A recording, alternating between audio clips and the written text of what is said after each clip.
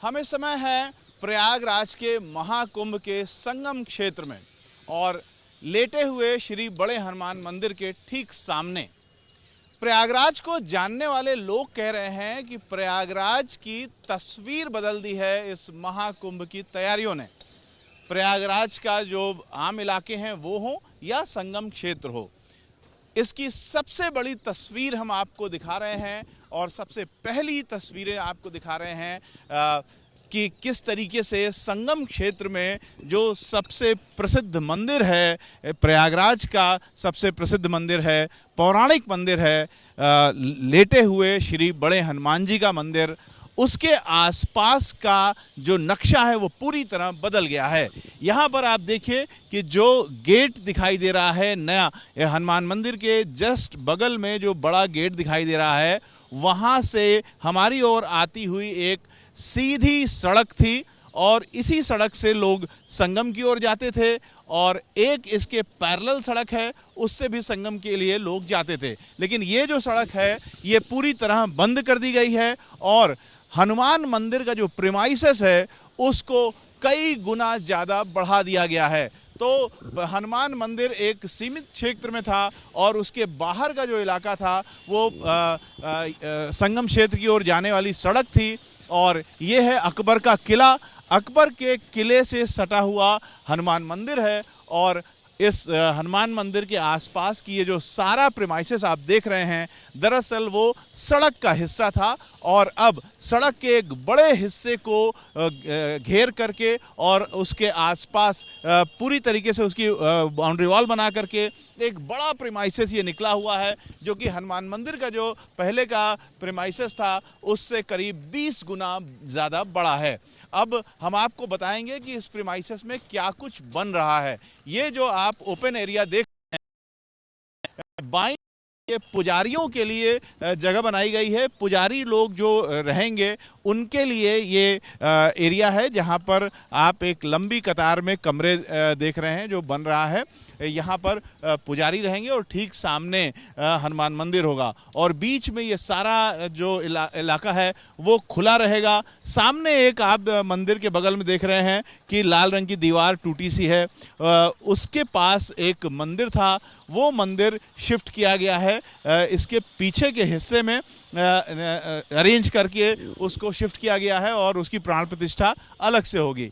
यहाँ पर अब हम आपको बता रहे हैं कि कुल यहाँ पर ये जो गेट हैं, एक सामने गेट है और एक इस सामने गेट के बगल में जो हनुमान मंदिर के ठीक पीछे का हिस्सा है वहाँ पर एक गेट बन रहा है। तो 2 गेट सामने हैं और 3 गेट ये जो बाउंड्री वाला आप देख रहे हैं, एक आप सामने संगम क्षेत्र की ओर जाता हुआ एक गेट देख रहे हैं। इधर संगम क्षेत्र की ओर 3 गेट खुलेंगे और एक इधर दूसरा गेट जो है फ्रंट के ठीक सामने का ये गेट है और यानी कुल मिलाकर के 6 गेट हैं। इस हनुमान मंदिर प्रीमाइसेस के 6 गेट हैं और इन 6 गेट से में से 2 गेट आमने सामने वाले खुले रहेंगे और जो 3 गेट संगम क्षेत्र की ओर रुख करके हैं उनको इमरजेंसी गेट के लिए रखा जाएगा। अब ये हम आपको नक्शे से बता रहे हैं कि जो कुछ भी हम कह रहे हैं वो नक्शे में कैसा होगा। ये है हनुमान मंदिर।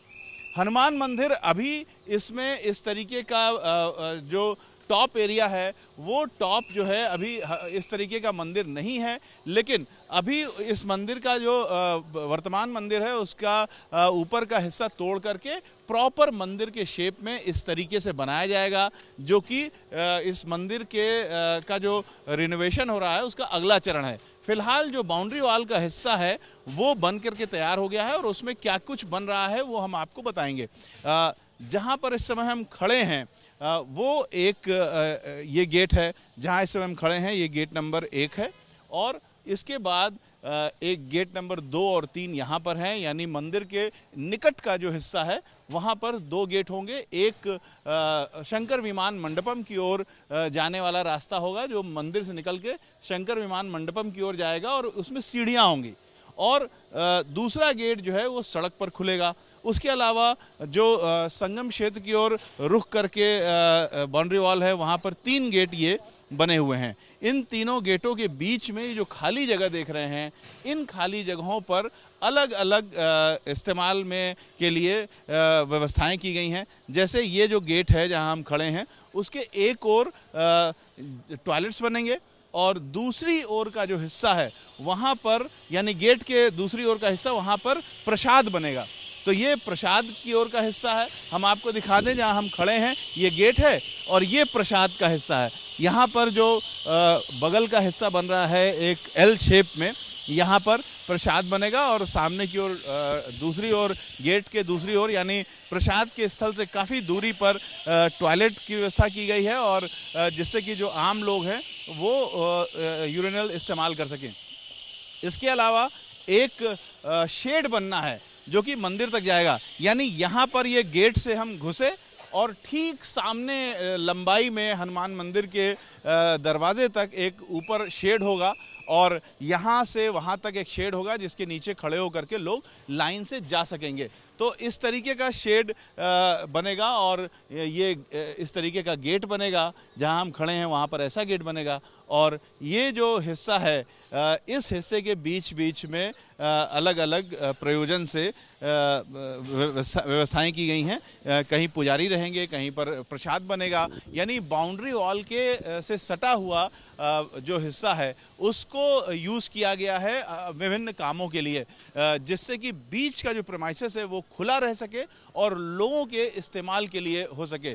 जो ख़ासतौर से अकबर की दीवार है, यानी अकबर के किले की दीवार है, उसके अगल बगल के हिस्से को इस्तेमाल किया गया है पुजारियों को रहने के लिए और अन्य चीज़ों के इस्तेमाल के लिए। तो ये जो पूरा खुला हुआ एरिया देख रहे हैं, ये पूरा खुला हुआ एरिया दर्शनार्थियों के लिए होगा और दर्शनार्थी यहाँ पर काफ़ी आसानी से पूजा के लिए खड़े हो सकेंगे, कीर्तन करने के लिए और हनुमान चालीसा का पाठ करने के लिए एक अलग प्रीमाइसेस बनाया गया है।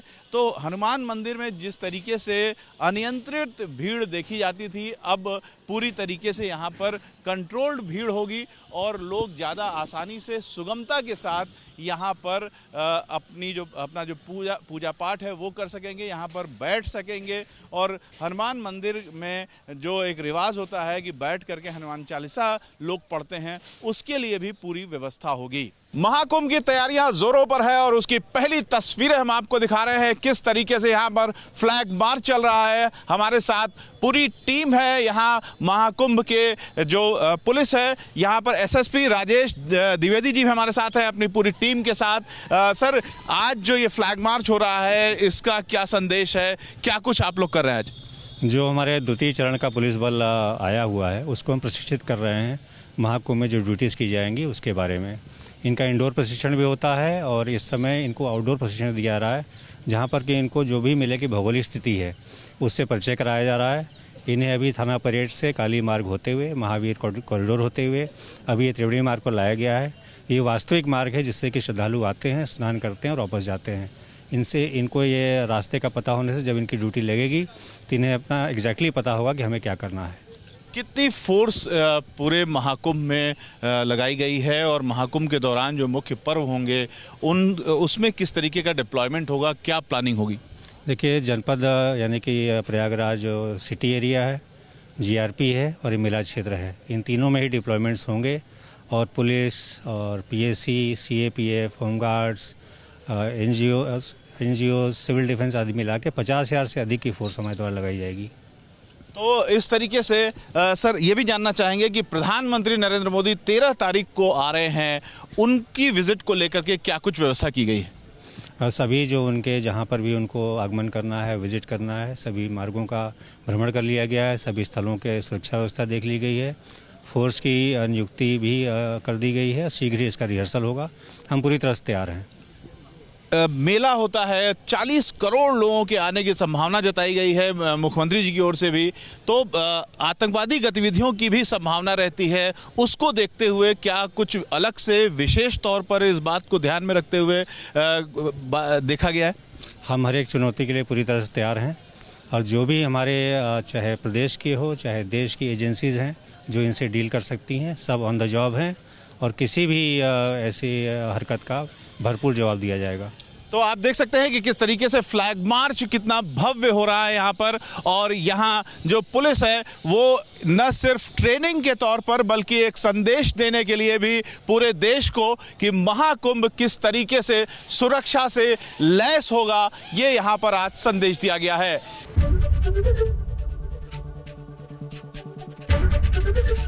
एबीपी गंगा, खबर आपकी, जुबान आपकी।